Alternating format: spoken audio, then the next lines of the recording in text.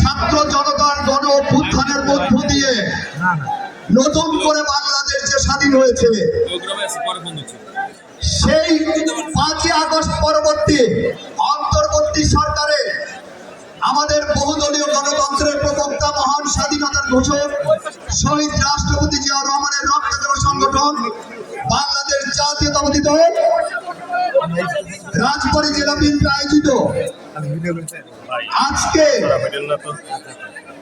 আমাদের আগামীর ভবিষ্যৎ, আগামীর বাংলাদেশ পার্টির ভারপ্রাপ্ত চেয়ারম্যান জনাব তারেক রহমান সাহেব এবং গণতন্ত্র, স্বাধীনতা, সার্বভৌমত্বের মূর্ত প্রতীক আমাদের প্রিয় নেত্রী দেশনেত্রী বেগম খালেদা জিয়া এবং বাংলাদেশের সবচেয়ে জনপ্রিয় দল, বাংলাদেশের সর্ববৃহৎ দল বিএনপি অকুণ্ঠ সমর্থনের মধ্য দিয়ে যে অন্তর্বর্তী সরকার পরিচালিত হচ্ছে, সেই অন্তর্বর্তী সরকারকে একটা কমপ্লিটলি রোড ম্যাপের সুস্পষ্ট ঘোষণার দাবিতে আজকের এই জনসভার সভাপতি, প্রধান অতিথি,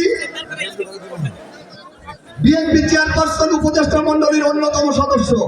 বাংলাদেশ জাতীয়তাবাদী কৃষক দলের সিনিয়র সভাপতি, বগুড়ার কৃতি সন্তান, বগুড়া থেকে আমাদের আগামীর ভবিষ্যৎ, আগামীর বাংলাদেশ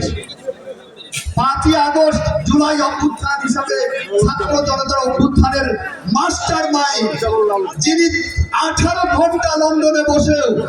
এই খুনি ফ্যাসিস্ট হাসিনাকে বিতাড়িত করার জন্য উনি রাত দিন কাজ করেছেন, আমাদের সেই প্রিয় নেতা। আপনারা জানেন যে এদেশের মানুষের ভোটের অধিকার আদায়ের জন্য, গণতন্ত্র পুনরুদ্ধারের জন্য যে 17 বছর লড়াই সংগ্রামের মধ্য দিয়ে যে নতুন করে বাংলাদেশ হয়েছে, আমরা সেই অন্তর্বর্তী সরকারকে আমরা সুস্পষ্ট সারা বাংলাদেশের মতো রাজবাড়ী জেলার জাতীয়তাবাদী এবং শক্তি এবং জনগণ আপনাদেরকে এটাই বলতে চাই,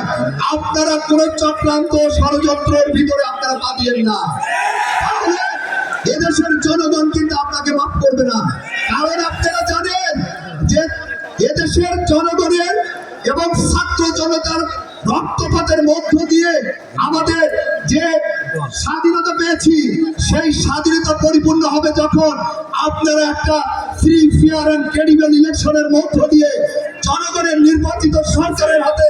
ক্ষমতা দিবেন। এবং আমরা মনে করি যদি free, fair and credible election Bangladesh অনুষ্ঠিত হয়, সেই নির্বাচনে বাংলাদেশের সবচেয়ে জনপ্রিয় দল, বাংলাদেশের সবচেয়ে সর্ববৃহৎ দল বিএনপি জনগণের ভোটে আবার রাষ্ট্র ক্ষমতায় যাবে ইনশাআল্লাহ। সেই আশা, সেই প্রত্যয় ব্যক্ত করে সবাইকে